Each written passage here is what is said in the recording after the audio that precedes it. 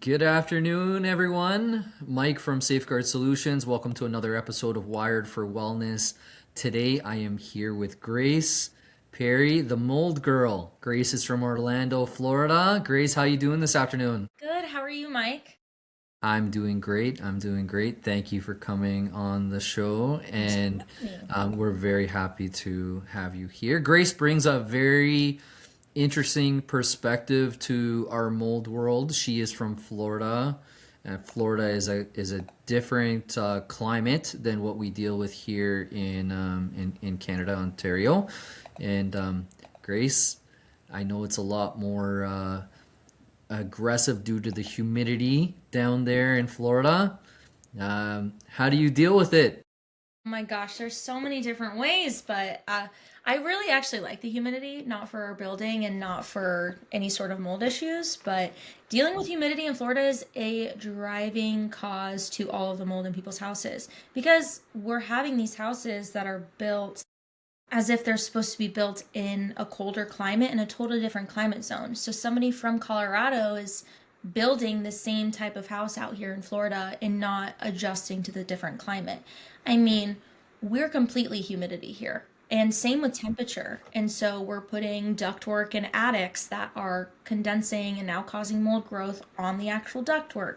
Now we're having improper attic ventilation. I mean, in Florida, there's so many different attributes to why there's so much mold here. And so I think Florida, you nailed it. It's a very unique scenario because we also have down south, which is very hot and humid, and Yeah. then we also have a little bit less humidity and colder temperatures up in Tallahassee. So we have a lot of different variability with climate here as well, which is another Yeah. thing to mention. No, absolutely, absolutely. That's great. Well, Grace, why don't we start off with tell us a little bit about yourself, um, and let's start there. Cool. Yeah, absolutely. So I'm a certified indoor environmentalist through the ACAC. I'm also a licensed mold assessor here in Florida. I do full property diagnostic mold inspections. So I'm going to focus on the entire home as a system, figuring out where the source of moisture is coming from here in Florida, or even travel inspections. Finding the source and fixing the symptom or mold will then fix the cause of the mold. So I focus directly on those whole building science based inspections where we're able to look at the entire home as that system. And then a little bit more personal stuff about me. I graduated with a degree in marine biology and environmental science.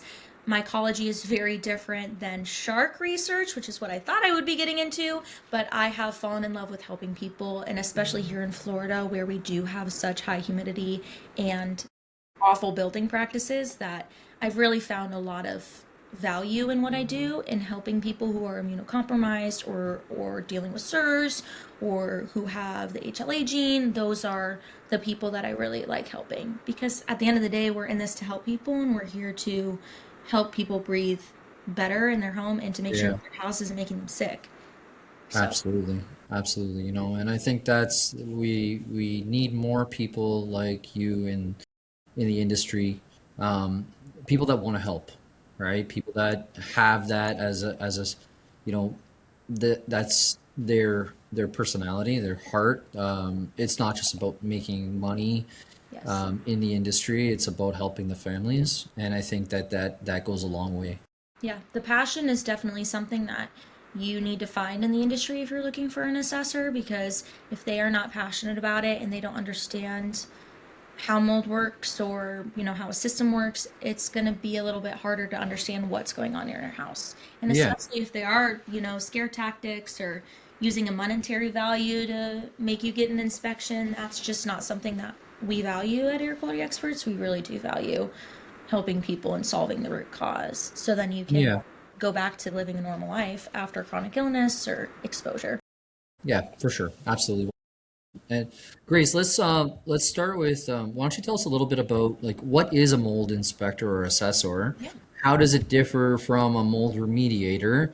And what should we expect um, from a mold inspector? Yeah, absolutely. So, mold inspector is going to be different than a remediator. So, the remediator is going to be somebody that's going to come in after me, after a protocol is written up, to actually remediate and fix the mold. So they're there to mitigate it, they're there to remove it, they're there to do specific engineering controls and making sure that they aren't cross contaminating to different rooms.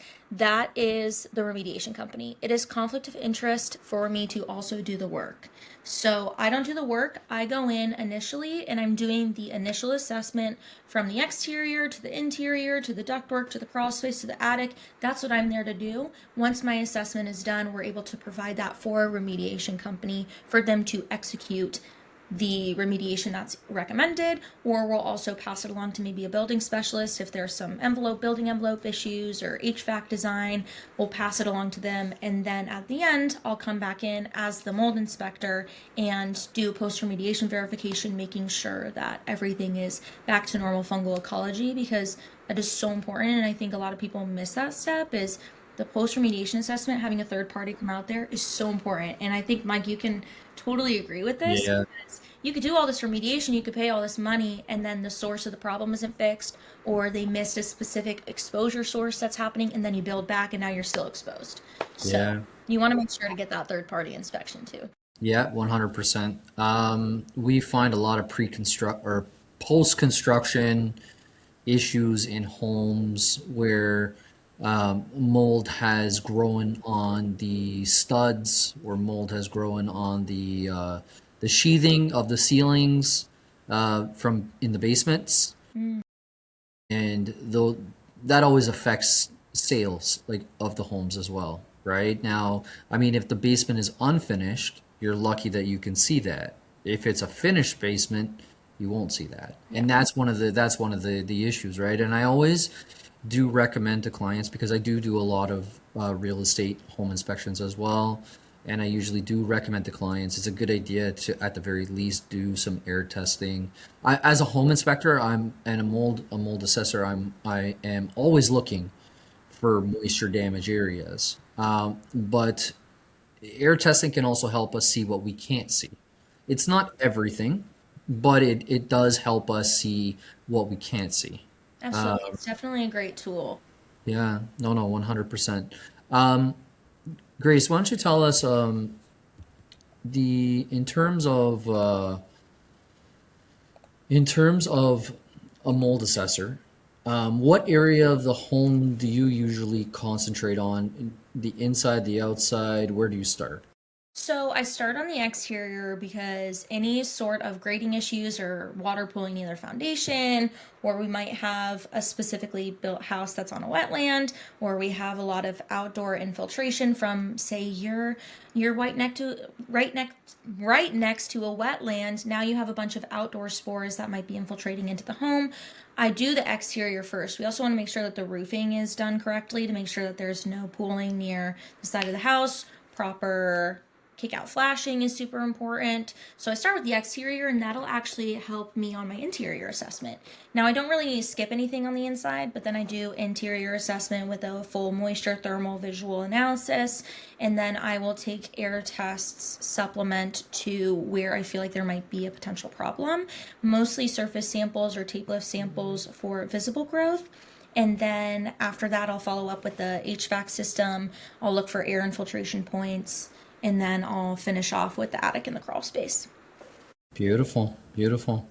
Do you find that like Florida is known for hurricanes, flooding, and of course we talked a little bit about the high humidity. How does this all contribute to mold growth? Oh my gosh, I during Hurricane Helene last year, we did a lot of work with a lot of contractors and a lot of homeowners, because this is category 3 water we're talking about. This is bacteria, viruses, endotoxins, gram negative bacteria. You have actinobacterias, you have cyanobacteria. You also have all of the issues with the ocean water, which is so full of viruses and bacteria. Now you're passing over E. Yeah. coli. So you're having this really, really, really nasty water flood your house. And it's already so detrimental to your building and your structure and everything.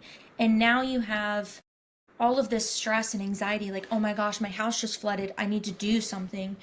Taking the step to remove the drywall ASAP is so important. Yeah. We've done multiple inspections where the homeowners left their house and capillary action, your drywall, you might be flooded up here, but the minute that you leave it for multiple days, it's going all the way up here because your walls are sucking that water up. So, being as productive as possible by removing all of the materials because you have to anyway because it has bacteria, viruses. It's like poop water. And then on top of that, I wouldn't say disinfecting, but sanitizing and disinfecting those specific materials is so important after anything. I mean, and we also have a lot of people cutting corners here in Florida. Owners will do the remediation themselves. They'll they'll remove everything but the shower. Okay, well, you have drywall behind your shower. You have a shower pan. Now you have buildup behind there, and now you're in Yeah. trouble.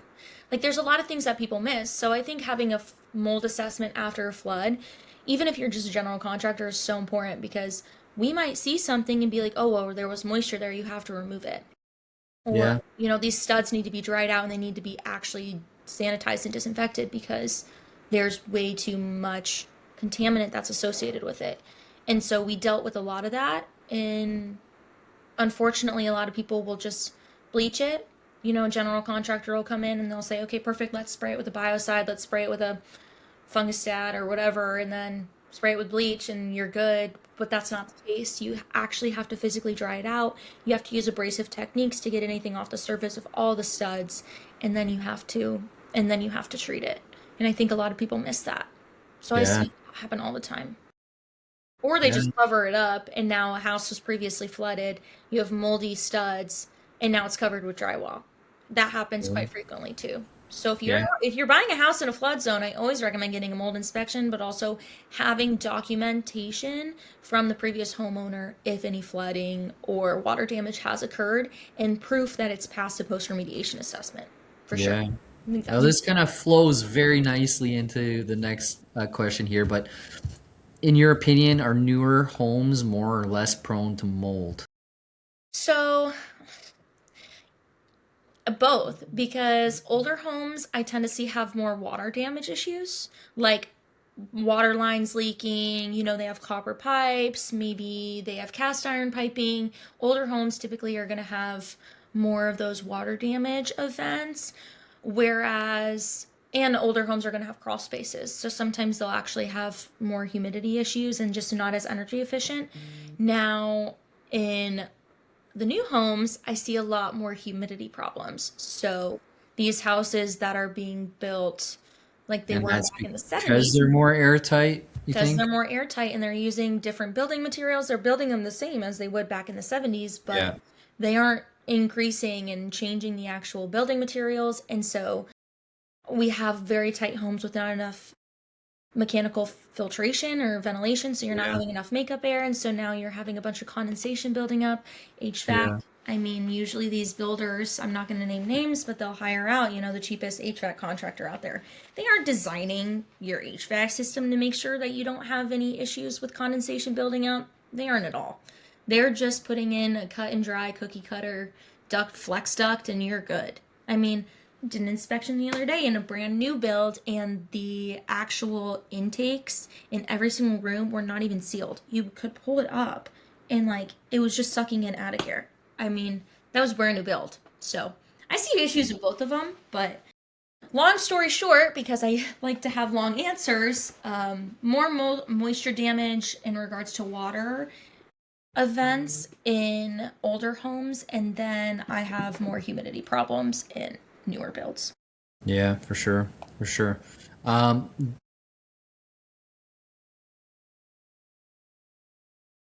this is a good question. So what so there are certain areas of homes where mold can hide. In your experience, where do you find these hidden areas? So, quite frequently, I find them in flipped houses behind toilets. Anywhere where there's plumbing penetrations, where there could be a slow drip over time and it's not showing a bunch of Yeah. water buildup. Yeah. HVAC units, I find a lot of, and these are all just specially for Florida. HVAC systems, I find a lot of buildup in HVAC systems because our houses aren't built. We just should always have supplement dehumidification here in Florida. It should be a standard, but we don't. Um, I don't think that a normal HVAC system is going to remove enough moisture to prevent mold growth in HVAC systems, but that's a totally different topic. Yeah. And then inside wall cavities, a lot of times here in Florida, the interstitial wall space is connected to the attic. So now you have hot, humid air infiltrating into the wall cavity. So here's your attic, here's your wall cavity. Hot, humid air is infiltrating into the upper walls, condensating up here because this is your internal. This is inside the building envelope, so it's cold. Now it's cold, you have hot, humid air. Hot, humid air is hitting this cold drywall, and now you're having condensation building up. So I've had houses, multi-million-dollar houses, that you go around and all of the upper walls have mold on it. And that's what's contributing to the musty odor because it's hot and humid. It's the hot, humid thing hitting the cold thing. So that's a very big hidden, because you're not seeing any signs of water damage. That's an inspection that is very detailed and in depth, and sometimes requires some investigative, like a 1 by 1 foot square in the upper walls, because I mean sometimes it's not even possible to be read on a moisture meter because the moisture content is just the perfect amount for Cladosporium or aspergills to grow. Not stacky, but one of those primary colonizers. Yeah. No, 100%. How quickly do you think mold starts growing? So mold starts growing within 24 to 48 hours. It starts germinating at 24, and you can typically start seeing it in like 72. Yeah. So taking care of any water pretty much immediately is essential to prevent any sort of mold growth. Yeah. Now, humidity plays a major factor as well, Yep. right? In terms of, we've known that, I mean, mold can become dormant as well, and resporulate, reactivate, with humidity, right? Under the right conditions. So that makes controlling your humidity that much more important. Um, what would you say the ideal humidity percentage should be? So ideally, I like to keep mine around 45%, but I also have a dehumidifier in my house. I think it's unrealistic for me to say that everybody can get their humidity down to 40 to 45%. That's what it should be, but if you can get it below 55, that's the best. I think mold starts germinating at 70% humidity, which is why we keep it around 60. The reason it's 60% and why a lot of people recommend below 60 is because of the dew point. That's when you start getting some condensation buildup if it's 60, Yeah. 60 degrees. No, 60% humidity. Yeah. So Yeah. I try to keep mine around 40 to 45 because that keeps me far away from dew point. But I also have supplement dehumidifiers. So if you have a leaky house, or if you have a house that is not dehumidifying correctly, because your HVAC, your air handler is supposed to do that. The whole purpose is to have that hot, humid air going over the coils, the evaporator coils, and then the condensation drains out. But in Florida, we're so hot and humid, and we have windows are open, doors are open, you're cooking, you're cleaning, you're breathing. Breathing produces humidity. I mean, all of that contributes. So adding in supplement dehumidification, maybe in multiple different rooms, that could help. I mean, it really could, especially here in Florida. You're probably going to be removing them all the time, so having a professional additional dehumidification system built into your home is great, but that's not financially feasible for a lot of people. And you also have to have a professional that knows what they're doing, because then you have to realize that they are now adding to the HVAC system, and some things change. I believe it's static pressure. I was talking to Travis that builds it the other day, and he's really knowledgeable on all of it, because I'm not an HVAC professional. I have a good understanding of how the system works, but I don't know the specific details. So I do want to clarify that as well. Yeah. No, 100%. Yeah. That's great. Thank you, Grace. I like 45%. Ideally, let's see. Yeah. Yeah, my humidity right now is 37, but it's also cold here in Florida. And So that's my plants. that's fantastic. So I mean, that's what I was gonna say is, so like your air conditioner and your mechanical systems should naturally help to control your humidity, Yes. right? What are some of the other best practices you find with controlling the humidity? So controlling your humidity, leaving the bathroom doors open for 20 minutes if you don't have an exhaust fan, or even turning the exhaust fan on for 20 minutes post a hot shower. I'll be honest, and I'm totally transparent. I love a hot shower. It's steamy in my bathroom, but I always make sure that I leave the exhaust fan on for 20 minutes because you don't want any condensation to build up inside your walls. And then that'll also prevent you from getting mold growth in your shower caulk or like around your grout, because a lot of people are like, oh, I have mold growing in my shower. Make sure you're drying it out. Make sure the humidity in your bathroom is not staying stagnant. So exhaust fans, super essential. Keep those on. But anything longer than 20 minutes, you're going to start putting some negative pressure that's going to cause more long-term issues. Or just leave the shower door open. I mean, the bathroom door open, which a lot of people can't do. Running your exhaust fan while you're working. Cooking. Cooking produces so much humidity from the steam. If you're opening the oven and you open it and now all that humidity goes through, that's like 100% humidity. I mean, Yeah. you're automatically going to have condensation on your Yep. microwave. Yeah, and you can see it. You can see it when you're cooking. Yeah. Yeah. Yeah. So that's a big Boiling a one. pot of water. For sure. Making sure your doors are weather stripped properly. A lot of people here in Florida don't realize this, but you're having a lot of air infiltration from the outside through your front and your back doors and your garage doors. The garage door needs to be insulated because your garage is technically an outdoor space. And then your front door needs to be insulated and sealed because it's right outside in Florida. Your windows should be insulated efficiently. That'll help with any air infiltration. You're going to want to make sure your attic hatchway, that'll prevent humidity from infiltrating into your house too. Your hatchway for your attic most of the time is not, I'm looking at mine because it's not insulated. It's not actually insulated. And so having that acting like an air barrier and a pressure barrier between the building envelope and your attic, that's important too. So that'll not allow any humidity from building up. Maintaining your HVAC system. So I think that that's a really big thing as well. Maintaining your AC system is super important to maintain humidity. If you are not like draining your condensate line or cleaning it or keeping up to date on it, that could have a huge buildup of humidity. Your HVAC system's not working effectively. Or also even having ductwork that's compromised. So if you have a duct that's open to the attic, it's sucking in hot, humid air, and now the air that's coming out of your supplies is humid and cold, and in turn causing condensation. So that's another big one too. HVAC is really important, exhaust fans, and then I'm a firm believer that you should open up your house for like 10 to 15 minutes a day. I think that opening your windows is super important. It relieves any pressure issues, any CO2, carbon monoxide, carbon dioxide, any VOCs if you have some new furniture that you have. I love fresh air, and I think that that's super important, and a lot of people forget that. It is. Even though we're in Florida and it's humid, it's Yep. not enough to like your HVAC system will be able to remove that from your house. HRV systems. Do you guys, or ERV even, do you guys use a lot of in your mechanical systems as add-ons to your furnaces? I think that they should be used more, especially considering that we're building tighter houses. I'll be honest, I don't know that much enough to speak really on it. And I've seen ERVs, and I think that they're an amazing addition to add, especially considering that these houses are tight and we need to have some sort of makeup air, and especially because it's bringing in fresh air from the outdoors.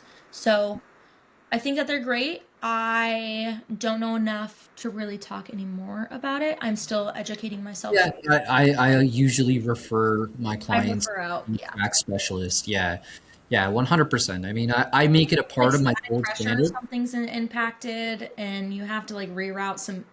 That's something that I do still need to educate myself on for sure. Yeah, no, 100%. That's Yeah, an I think exact professional question. that's it, I'm right? a girl. In my No, place sometimes. absolutely.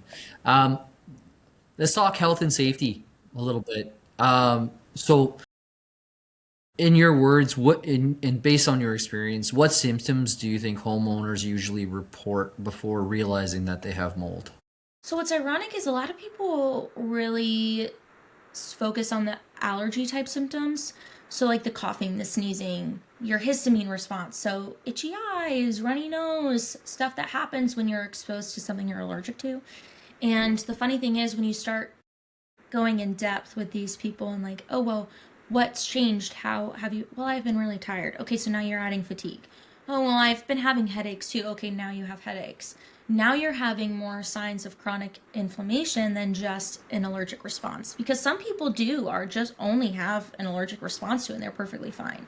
Yeah. Other people are going to have those chronic inflammatory issues and now they're going to have stomach issues, a lot of digestive problems. Some people are diagnosed with like ovarian syndromes and infertility is a big one. I mean, when you start talking to people and they're like, "Oh, like it's just a musty odor and my head hurts and my eyes are running and I'm sneezing and coughing all the time." When you start talking to them about how they're actually feeling, you dive more in depth into a lot of other symptoms that they're having. Because some Yeah. molds are allergenic, like cladosporium. It's not toxigenic, it's not producing any mycotoxins. But cladosporium is going to cause allergies. It's still going to cause respiratory issues. But when you start dealing with the toxigenic molds, that's when you start getting into the heavy buildup of toxins in your system. And that's where you start experiencing the more severe health issues, especially like fatigue and brain fog's a really big one. I get that a lot just because I'm so exposed. I try my hardest to detoxify as much as possible, but brain fog is a huge one that a lot of people don't realize. I mean, it's impacting your brain. It's impacting your respiratory system, your everyday life, especially if you weren't able to detoxify correctly. Yeah, 100%. So for myself, when I'm on assessments, I have a whole symptoms chart that I use Nice. for mold and electromagnetic fields, and I use that symptoms chart to gain and grasp what the client is going through, right? Or what their sensitivity, how sensitive they could be to mold or EMFs. And it's also to give them so they understand as well that what they're experiencing could be due to mold exposure or EMF exposure. So it's to help them understand what they're going through as well.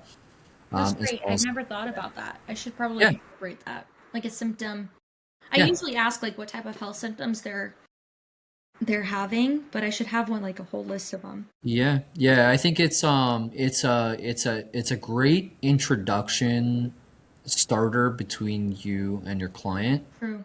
to understand what it is they're going through, I right? agree. Yeah, I think that's also something too for the audience. Like if you're trying to find a mold assessor in your area or inspector or whatever, um, if they don't do the interview process with you before the assessment, figuring out like is there previous water damage events, what your symptoms are, stuff like Yes. that, that's kind of 100%. a red flag. They're just gonna Yeah, come in and know what to do. Like you want yeah, to understand the history of the house. That's yeah, important. yeah. No, 100%. I think that's the most important step because it gives you an idea. I always ask clients, how long have you lived here in the home? Has there been any water damage? Can you give me a tour of the house before I Allergy. start? Yep. Let me know the areas where you think there may be a problem. And I mean, it comes down, when it comes down to it, it's like, I mean, people are just so different in terms of their sensitivities, whether there be mold there or not. Even sometimes even the smallest amount of mold can make somebody very sick, right? It's the same way with EMFs as well. Like the exposure for somebody who's sensitive can make them sick for weeks, right? See. Yeah, I think yeah, it's like the biggest way whenever I talk to people to make it simplified is your genetics plus your environment plus your exposure levels, and that is what produces illness. So yeah, 100%. genetics and like understanding if you have specific genes that can't detoxify you or if you're already allergic, everybody reacts differently. It's like saying like, "Oh, you're allergic to peanuts." Well, that means that peanut like people were like, "Oh, mold's not a real thing." You can't be allergic to mold. You can't be sick from mold. That's like saying like somebody can't be sick from peanuts because they have a peanut allergy.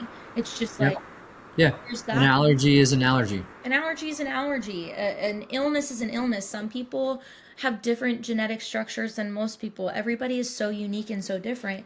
And that's what's so frustrating is like you deal with people who are like, oh, mold isn't a serious issue because they haven't experienced it. The reason you don't think it's a serious issue is because you don't experience it. You don't see how it affects everybody's lives on a day to day basis. And it gets really frustrating when I'm trying to communicate with a client, like, oh, this isn't what's making me sick. And it's like, it could be. So let's remove it from your environment and then let's move forward. Or I'm dealing with a husband that's like, my wife's just crazy. She's perfectly fine. No, she's not crazy. She's just not unable to figure out what's going on with her body, and you're perfectly fine. So causes a lot of divorces too. It's a lot of Yeah, major, and I it's can sad. imagine. I can imagine. Yeah, and like Breaking up with somebody because they're allergic to peanuts and you don't believe them. That's just crazy to me. I know I keep going back to that analogy, but it's not that she's about to cost me $25,000, yeah, exactly. right? Yeah, I think that it's crazy in that a lot of times women, the first thing a wife will say to me is, my husband doesn't believe in this, Yeah, I get that a lot. and I'll ask the husband, like, what do you think? And be like, well, I really don't have any thoughts on it. And that's his way of being polite, Yeah. right? And that's fine. I mean, it makes the situation a little bit awkward sometimes, but it's it is what it is, and I understand that that's kind of the industry that we're in, right? Yeah. Just education is so important. It really is. Yeah, no, 100%.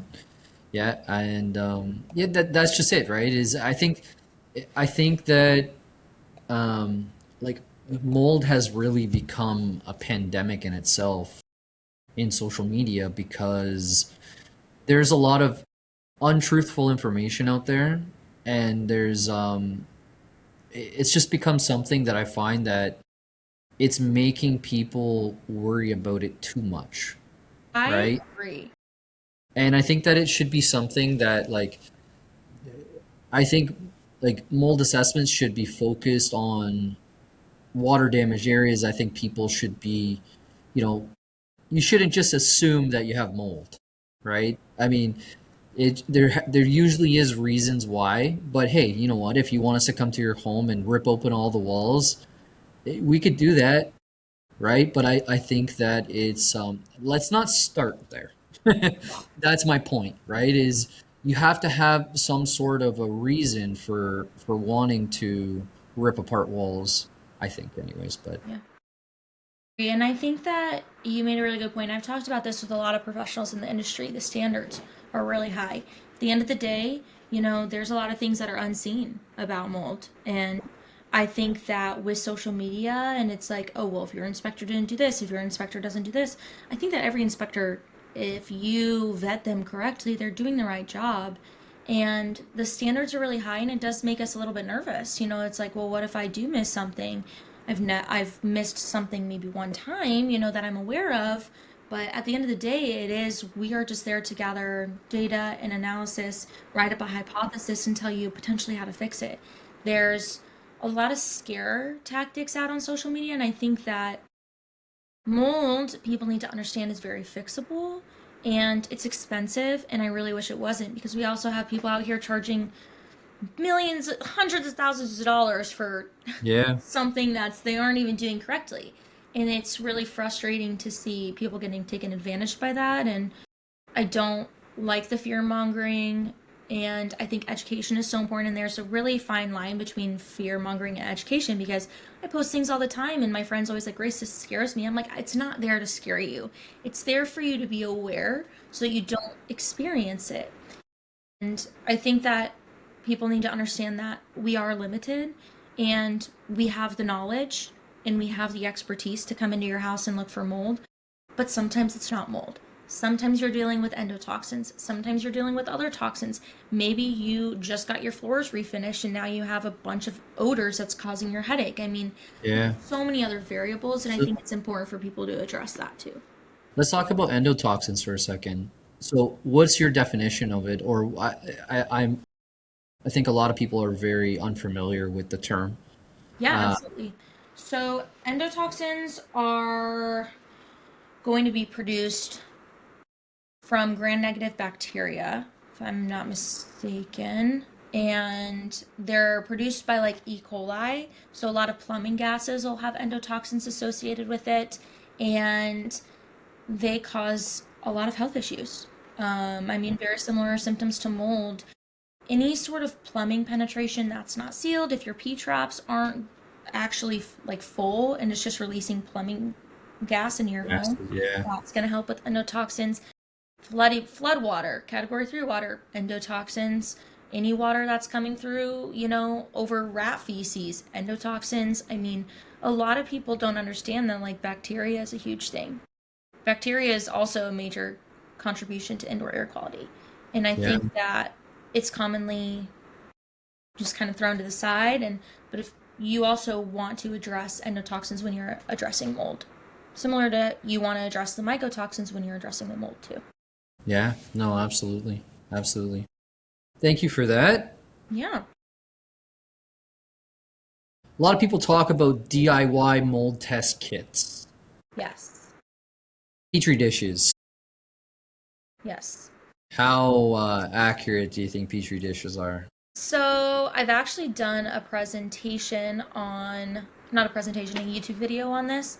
I think that they could be a really good start, but they also are not. People need to understand the limitations with petri dishes. If I put a petri dish in my room right now, it will grow mold.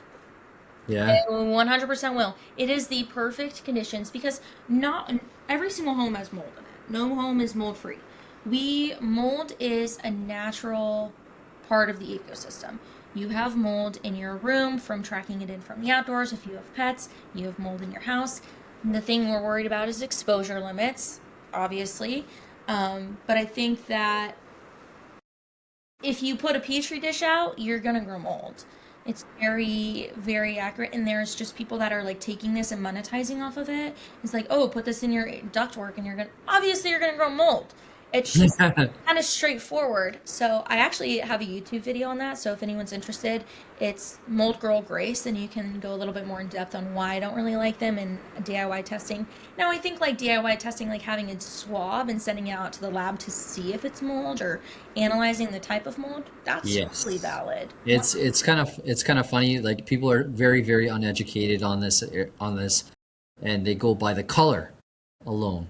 The color alone is like mold. Black mold can be pink, not pink. That's bacteria, but black mold can be purple and green, and I mean it can vary. It can be Yeah. super variable. You can never go by the color. Correct. Friends was like, I got black mold growing out of my ductwork. It's like actually that's probably Cladosporium or Aspergillus, and Stachybotrys does not grow unless it's exposed to water for an extended period of time. So mycology is a huge thing that I think all assessors should understand. What type of mold this is, how it grows, the right conditions, and it's very easily to tell a client and talk them out of the edge. Like, I have toxic black mold in my ductwork, I have toxic black mold everywhere. Well, let's address, is there a chronic water leak? Are you having enough condensation building up underneath your return or supply that's causing condensation, that's causing extended moisture to allow for Stachybotrys to grow? No? Okay, perfect. Then you're probably dealing with a more allergenic type of mold or like Cladosporium. So understanding that is super important. And I think Yeah, a lot of absolutely. assessors miss out on mycology, very much so. Absolutely, I agree with you. I think that I don't think it's talked about enough, right? And I think that this is one of the reasons that you know, especially in the EMF industry, we like to create awareness, Yes. right? Of the simple things you can do to come up with alternatives that are going to reduce your exposure. It's the Yep. same thing with mold, Hmm. right? There's a lot of simple things we can do, the basics, the gold standards of what we recommend as professionals to our clients can help to make the situation better, to avoid the having mold or water damage areas in our home, acting on it quickly, controlling our humidity, our temperatures, our dew points, all that stuff. Yeah, I think but moisture is the biggest thing. And like whenever anybody's like, what can I do to prevent mold in my house? Prevent yeah, moisture because we have organic material everywhere. But if you were yeah, able to prevent moisture, you will be able to prevent mold growth. And I think that that's really important. So everyone's always like, oh, the right conditions. And I think that the right conditions is really important to talk about, because if it's the right building material and the right water activity going on, and then also you have the right temperature. But I mean, mold is comfortable where we're comfortable, so we're never going to be able to really adapt to the temperature wise unless you're sterilizing something with like super high steam. That's different. Yeah. But like naturally in your house, you're not doing that. So maintaining your moisture is going to be the easiest way to prevent mold. And I think you pretty much hit on that for sure. Yep. 100%.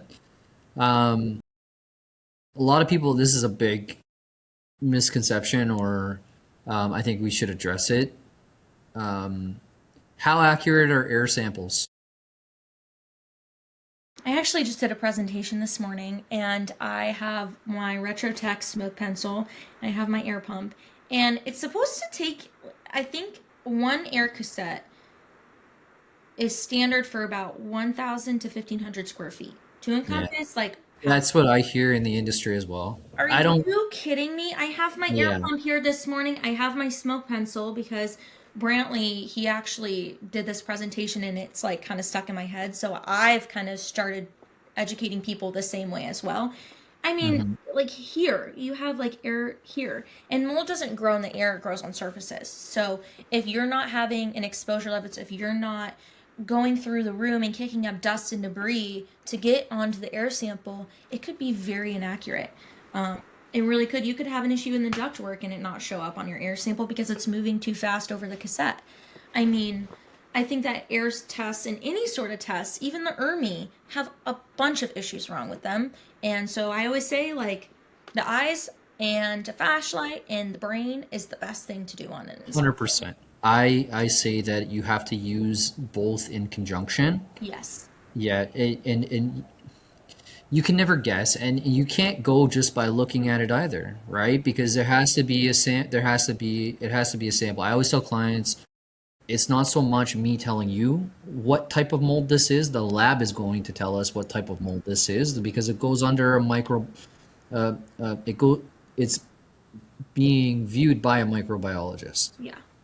Yeah. No, I agree. And I think that now, I think that's a really good point. No, I agree for sure. I've been in basements where they do. I'll never forget this one. They had just finished. It was an insurance job for after a flood, and the homeowner had called me to do testing because he was suspicious. And so I came in and I did the testing there, and it looked like the basement was clean as a whistle. And we ran some air samples, and I was getting like spore counts of like 20,000 Aspergillus. And you're just like, what did they do?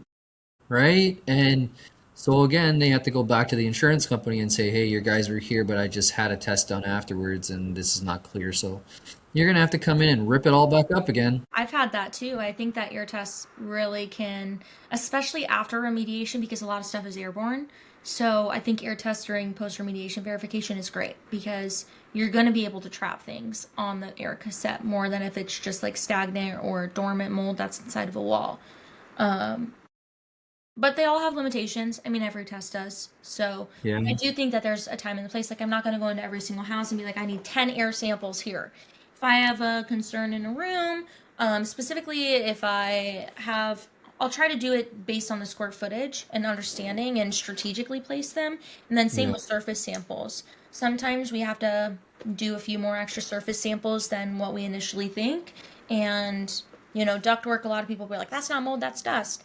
Swab it, send it to a lab, microbiologist will look at it, and you'll get confirmation on the type of mold. And also understanding what's in the air, we're able to know the specific type of mold, the genus, not so much the species, but the genus, and we're able to then understand what type of mycotoxins could be produced. Now, if you want species, you'll have to do closer to qPCR testing, so like the ERMI, which I think the ERMI is also great for periods of time. I don't like looking at it for the score. I like looking at it for the percentage, like the actual milligram in the actual percent of like the percentage of spores and the number of spores and the species.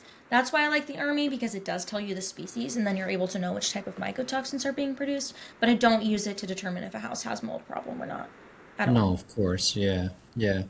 And I mean, I think too that it's when you look at a report, air sample report, you can generally tell the based on what molds come up, if it's water damage issues, if it's just, stuff coming in from the outside, all of these things, right? So, um, do you guys analyze the reports? Do you have another team that analyzes the reports? I analyze all my samples myself, so I typically look at raw count instead of the cubic meter because I prefer to see how many were actually identified on the slide. It's just personal preference. I think either way is fine. But you look for those water damage indicators. You're looking for Euclidium, Stachybotrys, Mammalia, Aspergillus, all of those super fun molds. But then on top of that, you're looking for Chaetomium, another water damage indicator. But now, if you have smut, if you have curvularia is actually a really crazy one that can actually cause like brain abscesses in very immunocompromised individuals. Nobody talks about curvularia, but because it is such an outdoor spore and our body knows how to detoxify it more. And so you want to try to focus on when you're looking at them, you'll be like, okay, there's air infiltration because we have 15 smut or 15 basidiospore raw count and we have one chaetomium. Okay, well, that leads for more investigation if you didn't find any water damage there. Yeah. Also understanding that these water damage molds are also outside. Stachybotrys grows in the dirt. Chaetomium grows in dirt. You have a dog that hangs out outside and rolls in the mud. It's bringing in Stachybotrys. Every person has toxic black mold in their house. Is it growing? No. Is it active? No. Is it even viable? Maybe not. But you do have at least one Stachybotrys spore in your house because it grows in the dirt. It's technically still considered an outdoor spore. You just don't want it in high elevations. And so I think that people, whenever they get their ERMI back and they're like, oh, we have Stacky, I always think like, don't rule out water damage. Like, don't rule out that it was from the outside. I think that that's important too. So, Yeah. Yeah. Well, because a lot of times we see Stachybotrys but in smaller counts. correct. Yeah, Now, Stachybotrys is also known as a heavy mold. correct. Very deadly. So in ERMI testing, you'll commonly see that. If you find it in the air, I usually More let concern. clients know there's probably more if you were to do an ERMI test. Yeah, but it's that's interesting to know about Stachybotrys being an outdoor mold that grows in dirt as well. I honestly didn't know that. Yeah, it's a lot of people don't realize that, and I think that we have to also respect that mold is part of the environment.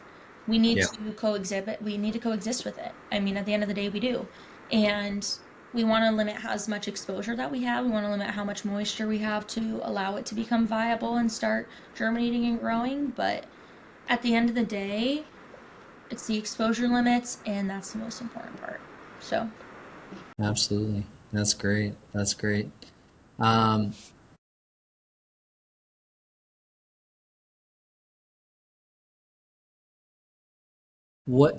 give me a mold horror story.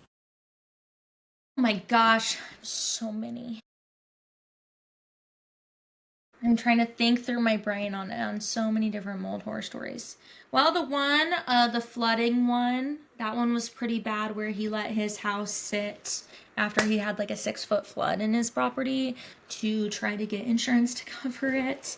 Um, Insurance has a specific percentage rule, and you walk in this house, literally everything was covered in mold. Ceiling to floor, all of the ceiling fans were sagging and had mold growing on them. All of the ceilings. I have videos and pictures. It's like you walk in, and I was in there for 10 minutes and I took pictures and I walked out because even though I had my P99, I think it's 99 or 95. I don't know if I have a 99 or 95. I think it's a 99. I have my I use it. P99 Yeah. mask, and I'm wearing, long sleeve pants, so nothing should be touching me transdermally besides like through my eyes and my ears, and I still was in there for 10 minutes. It was like, I got to get out of here. That one was pretty bad. humidity blooms, those are pretty bad because those are really severe. I mean, those you have to throw like all of your stuff away. Yeah. If you want to go back to condition one normal fungal ecology, realistically, you gotta throw a lot of your stuff away. Yeah. Now, if it's porous and it's like clothes and it's cleanable, I think that there's a fine line, and I don't think that like a total. I don't think like a humidity bloom means that you have to throw absolutely everything away. But if you have mold growing on your books, yeah, those gotta go. If you have mold growing on your clothes, those probably should be thrown away. You can try to clean them. Oh, people overcomplicate it. Just wash your clothes in some surfactant-based detergent. Some people use natural, like I do, like Koala Eco, or some people can use Tide. I mean, or Free and Clear. Anything that's gonna do that, and then you wash it 2 or 3 times, then you throw it in the dryer for an hour, 2 hours on high heat. That'll get rid of pretty much all mold. Yeah. So No, absolutely. a lot of people, Absolutely. yes. So humidity blooms are big horror stories for sure. And that's not to scare anybody. It's just those ones are really bad where you have mold growing on it. And a lot of it is surface, but a lot of it is rooting into the actual material. Yeah. No, no, 100%. Um, what do you think of like how often do you clean your equipment? After every inspection. It's a little bit overkill, but I'm also OCD. So I don't like bringing, because I think about like other people's houses, maybe they were sick or they have viruses and bacteria. So I'll clean all of my equipment with EC3 wipes, or I'll also use Benefect wipes just because I am not sensitive and I allow it to not I don't I'm not exposing it to my clients because I allow it to off gas before I go into my next inspection. But if I usually disinfect after every inspection, and then I'll re-wipe all my equipment down prior to the next one. And sometimes I'll wear booties, and I'll typically spray my shoes, and I don't wear the same clothes over and over again. It's a new pair of clothes every single day. So I try to limit as exposure as possible for cross contamination. Yeah, absolutely. Absolutely. That's good. And Clean their equipment. sorry? A lot of people don't clean their equipment. Yeah, I know. I know. I didn't even know it was a thing to not clean it. I know. It's I mean, because you're going into people's homes, you're putting it on people's furniture and it, right? So I mean, cleaning your equipment is a big thing as well. Yeah. Um, do you think bleach actually kills mold? I think bleach kills mold, but it also makes it worse. So it's about I think bleach on mold is probably the biggest thing on social media that's like actually finally reaching people is like, don't use this mold and mildew spray. You're really just bleaching the actual spore structure and it's still there. I mean, dead mold can still produce fragments and still go into your breathing zone and still cause a lot of issues. And also, bleach is like 90% water or something like that. So you're actually just fueling the growth instead of killing. And also, I'm very big on don't kill. Like, we shouldn't be killing mold. It should be like removal of mold. That's That's just right. like the transition in the industry. And I know a lot of other professionals would agree that it has to be about removal instead of killing because we need to get away from killing mold. It's a living organism. It's gonna come back and it's gonna be pissed off if you kill it. So Yeah, like a zombie. yes, It's it's funny. I heard one person said it. I think it was the best. They were like, it just changes the color. Just the color just just turns it makes it white. You transparent. can't see it. It's still there, but yeah, Yeah. yeah. No, no, 100%. Yeah. I mean, mold is very it's a tricky area, Yes. right? And let's talk about. I mean, this is one thing. AC air conditioner maintenance, Mhm. right? And dehumidifiers. Um, how do you keep that free and clear of mold? So with my dehues, I typically will try to put a little bit of vinegar in the actual tank of my dehue to make sure that it's not having any sort of biofilm buildup. And I also clean it very frequently. Yeah. So I do want to solidify that a lot of, if you're dealing with a humidifier or a dehumidifier, you need to clean them. I mean, you need to clean anything that has any sort of water around it in a period of time, your shower, all of that. Your HVAC Yeah. system maintenance, replacing your air filters. I typically replace mine every 1 to 2 months, and I have specific filters that filter out pretty much all particulate matter. Will it affect your HVAC efficiency? Yes. So there's always that issue if you have, a very thick filter, a specific rating that doesn't allow specific particulates to be permeated through it, you could have less airflow through it and then in turn having HVAC issues. So you need to find the right one for your system and then making sure that you're cleaning your HVAC unit, having a professional come out who follows the standards of removing the actual blower, because in Florida that's what should be done. You need to remove the blower, you need to remove the coils, you need to remove everything to properly clean it. And I think a lot of Yeah. people don't do that. I see a lot of times where I'll open up the air handler and I'll like look and you can see the blower and half of it's cleaned and you can see where they literally just like cleaned it. And it's like, no, that's not even the standard. Did this incorrectly. So Yeah. Yeah. No, no, that needs 100%. to be maintained. I think Yeah. that, And I think that's where yeah, people don't, I usually tell clients that at least once every 6 months to a for year. sure. Twice a year You, would be ideal to have your HVAC maintained, yeah. replacing your filters every 1 to 2 months. Yep. Yep. No, 100%. I think that that's something, it's just like changing a filter, right? It's standard home maintenance.